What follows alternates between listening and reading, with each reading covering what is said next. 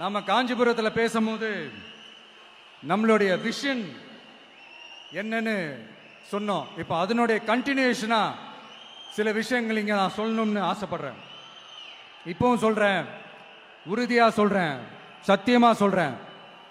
பெண்கள், பெண் குழந்தைகள், ஆண் குழந்தைகள் பாதுகாப்பு நம்ம ஆட்சியில் நம்பர் 1 இருக்கும். சட்டம் ஒழுங்கு ரொம்ப ரொம்ப ஸ்ட்ரிக்டா இருக்கும். அரசு பள்ளிக்கூடங்களும் கல்லூரிகளும் முதல் தரமா இருக்கும். போட்டி தேர்வுகளுக்குன்னு லட்சங்களை கொட்டி தனி கோச்சிங் சென்டர் போய் படிக்க அவசியமே இருக்காது. ஏன்னா கவர்மெண்ட் ஸ்கூல், காலேஜ் சிலபஸே போட்டி தேர்வுகளை ஈஸியா சந்திக்கிற வகையில் அந்த ஸ்டாண்டர்டுக்கு ஏத்த மாதிரி அமைக்கப்படும். உயர்நிலை பள்ளி பாடத்திட்டங்களிலேயே அடிப்படை அரசியல் சாசன சட்டம் சேர்க்கப்படும். மாநில மற்றும் ஒன்றிய அரசு அலுவலகங்கள், வங்கிகளின் செயல்பாடுகள் மற்றும் அவற்றை அணுகும் முறை குறித்து மாணவர்களுக்கு தெளிவான புரிதலை ஏற்படுத்தும் வகையில் தேர்வுகள் அற்ற செயல்முறை பாடமாக கற்பிக்கப்படும். இந்தியா முழுக்க உள்ள ஒன்றிய அரசு சார்ந்த கல்வி நிலையங்கள் மற்றும் அதன் சேர்க்கை அட்மிஷன் குறித்து புரிதலும் தெளிவும் மாணவர்களுக்கு உருவாக்கப்படும்.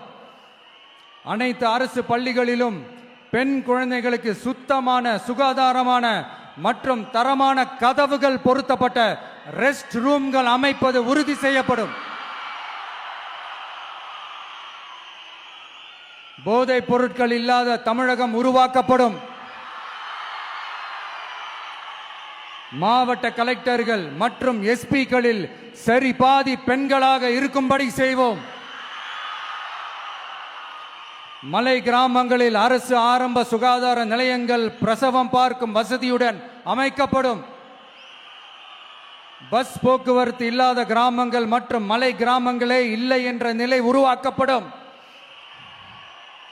ஏற்கனவே அமைப்பு சாரா தொழிலாளர்கள் அமைப்பு இருந்தாலும் ஆட்டோ, டாக்ஸி மற்றும் லாரி டிரைவர்களுக்கென அவர்களின் நலன்களுக்காகவும் குடும்ப நலன்களுக்காகவும் தனியாக நல வாரியம் அமைக்கப்படும். தென் தமிழகம் உட்பட தமிழகத்தின் தேவையான பகுதிகளில் தொழிற்சாலைகள் அமைக்கவும் தொழில் வளம் பெருக்கவும் தனி கவனம் செலுத்தப்படும். விவசாயிகள், மீனவர்கள் மற்றும் நெசவாளர்களின் கருத்துக்களை அறிந்து அவர்களுக்கான திட்டங்கள் காலத்தின் தேவைக்கேற்ப உருவாக்கப்படும்.